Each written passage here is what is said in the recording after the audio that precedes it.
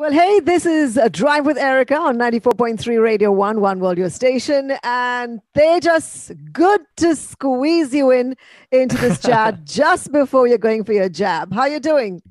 Thank you so much. Thanks, Erica. It's been a while. I'm glad to be back and to chat with you.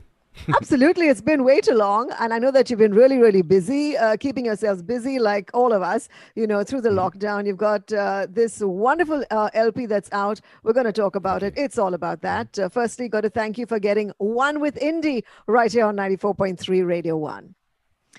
All right, let's jump right in. Like I said, we're enjoying the brand new sounds of Outlast. This is an LP Mhm. that you've cooked down in the lockdown. Am I right?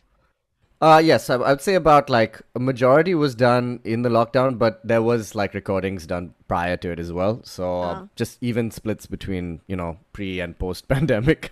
So yeah. yeah. So here's the thing. I was listening to it, I think a fair few times the last week or so. Quite a shift from Make It Happen. Mm. The opening track. So Yeah. I had my, headphones on. I was getting ready to do my kind of walk, stroke, jog, or whatever it is, and this thing started, and I was like, "Whoops! What was that?" It had this cinematic opening, right? This Yeah. cinematic lead-in. You know, was that Yeah. planned or did it sort of come Uh, organically to you?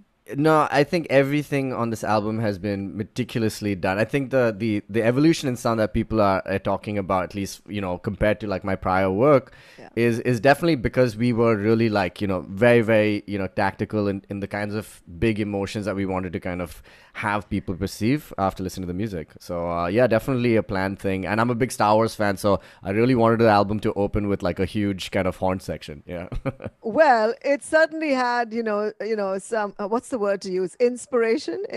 I certainly got that. Yeah, Definitely. definitely. Yeah, Yeah. yeah. But you're having so much fun with this LP, it seems. I loved like the Bombay Doors, super funky. Yeah. Yep. And then of course the steady groove of kind of figure eight, Yeah. Yep. and the fact that you're saying, help me, baby, can't close your eyes and wish the world away, all that kind of stuff. Um, Yeah, wistful stuff. no, but you've always been kind of wistful and introspective and, kind of deep, you know, uh, Yes. as a singer-songwriter. But I noticed that this time around, you're kind of, put yourself out there and sampling genres, and doing things differently. So a little bit Yes. about your journey. I think I may have put myself in the singer-songwriter category. I think when you start off, you're a, guy, acoustic guitar, you're playing songs. That's just the way it is when you start out because you have to find a band, you have to find a sound, etc. But I think perhaps I've just been a pop artist like masquerading as a singer-songwriter. Of course, there's a lot of like depth in the album, and those are things from my life and the way I like to write. But I can't deny that I'm a huge fan of like disco or soul or R&B, electronica, those kinds of genres which I grew up listening to.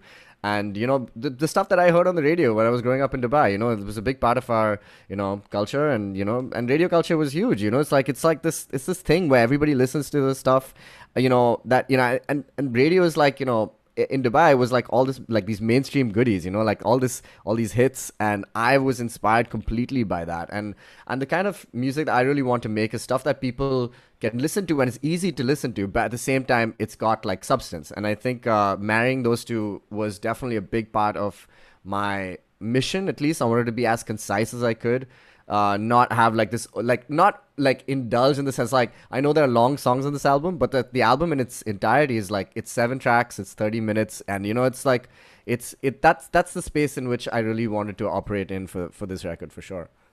Yeah, very different from the kind of stuff that people are churning out for Gen Z today. I mean, if you look at the last Marshmallow track with the Jonas Brothers, it's like 2 minutes Right. nothing, Yeah, yeah. So,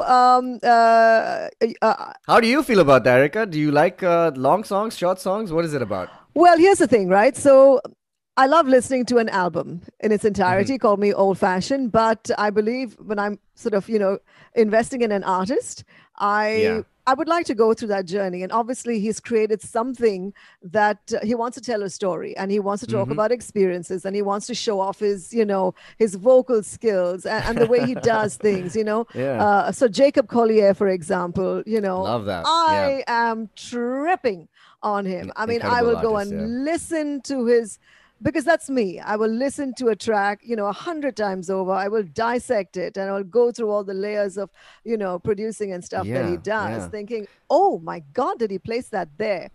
Which is what I did with your track as well, by the way, when your music. Thank you. No, yeah, I agree with you. I'm a classicist that way. I do think that it's a comprehensive like body of work, and it has to be experienced that way. Like it's a movie, like you sit through it, and I'm hoping people can try and listen to the album that way. But even if people want to pick out singles, I think there's some bops in there as well.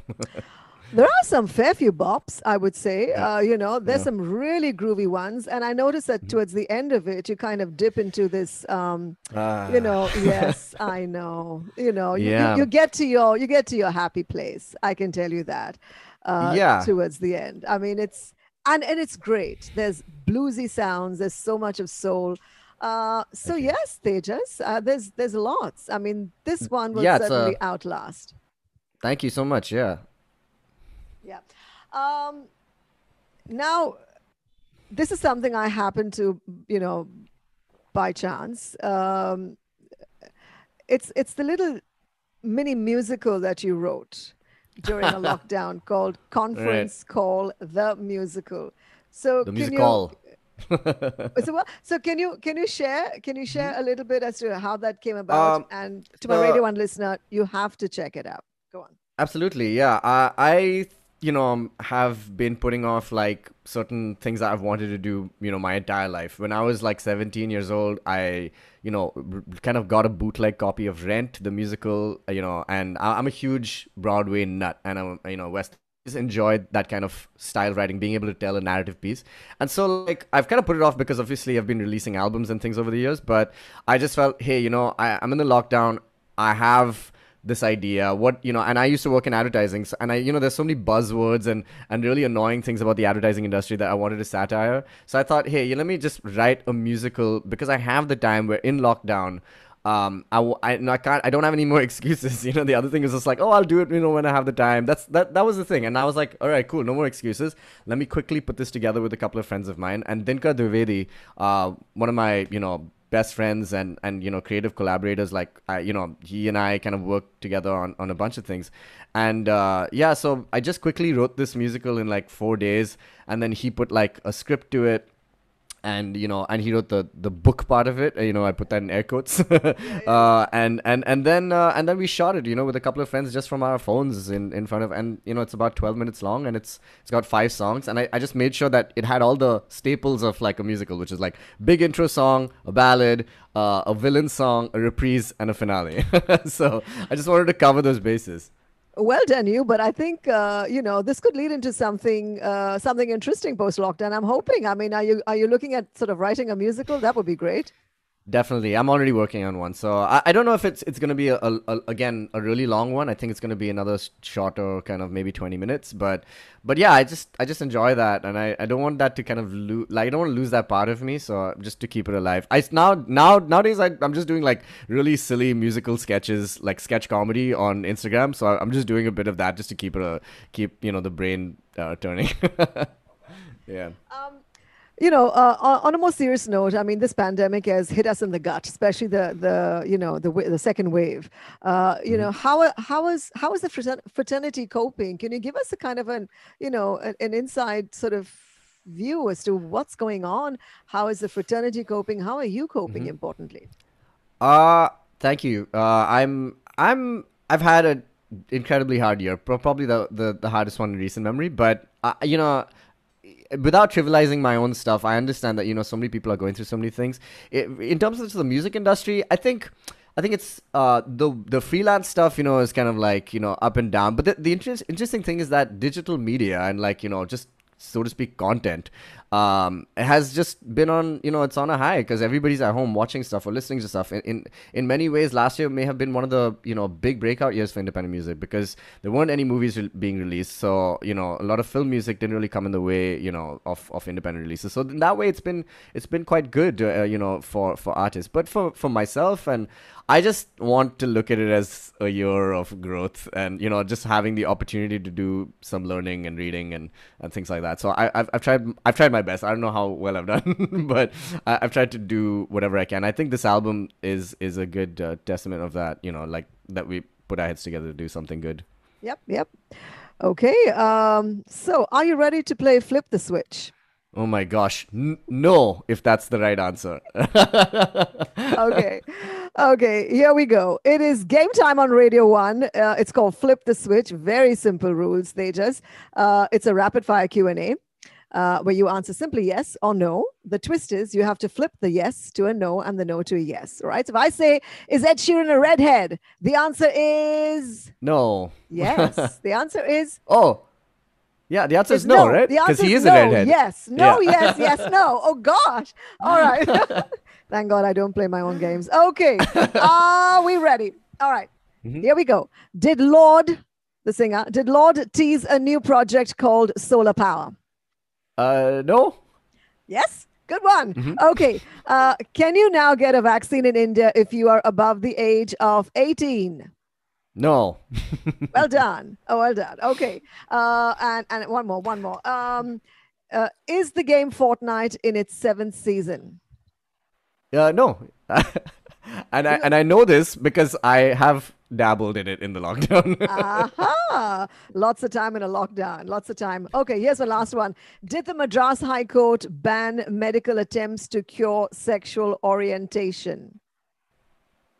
I want to say no. Yes, no is the right answer. Yeah, thank gosh. Right answer. Woohoo! You're a pro at this, man. Oh, well done. And I'm well also done. glad that the answer is also these answers for all of them. True that. Yeah. So you're ready to take your jab? Are you feeling good about it? I'm excited and I am happy to be immunized. Yes, I'm excited to progress the world back into order. Well done. What I picked out in your posts, we have to do these things as part of research. Sure. I'm not a stalker, just putting it out there. But there's this whole growing up thing that you constantly mention. I'm growing up, hitting my 30s, already reminiscing about your 20s. Wait till you hit my vintage. It's a different story. Are you feeling different? How different are you feeling, and why? Erica, it's merely the positioning of my own mind. I am somebody who I've defined my identity by this boyishness, this youthful kind of nature. Oh, I love Star Wars. Oh, I love cartoons. I love all of these things that make you, that make you feel like a kid again. And it's just the reconciliation of what happens to that person when he truly starts to get older. So it's just about those things, and just like a reflection on a harder part of my life, maybe when I was younger, and now as I get older, everything gets better. So it's just those two ideas kind of coming together. And like a documentation of my 20s and things like that. Well, here's the thing. I mean, you can still be a child at heart. You can still, I am. Like a maniac, and you will never change. Trust me. I find that I have to flip, between being a mother to a 17-year-old and then all of a sudden going, oh my God, I love this. I just love it. And it's hashtag. That's awesome. That's the best thing. That must be the best thing ever. Yeah. I mean, I don't apologize. I'm like, it is me. I can walk into a boardroom and mine is not an apology either.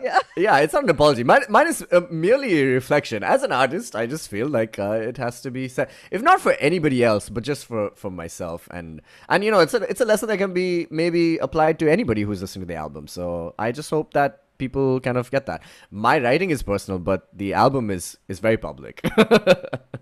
It is indeed. Outlast is so good. I'm hoping to see you on stage soon, Tejas. Do you miss the fangirls and the fanboys?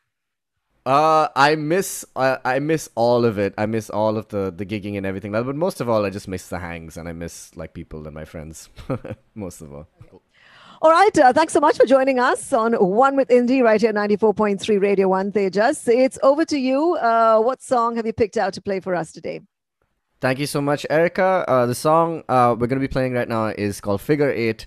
It's my attempt at subverting the dance pop song and asking the question, why can't a singer-songwriter also educate you while you're dancing?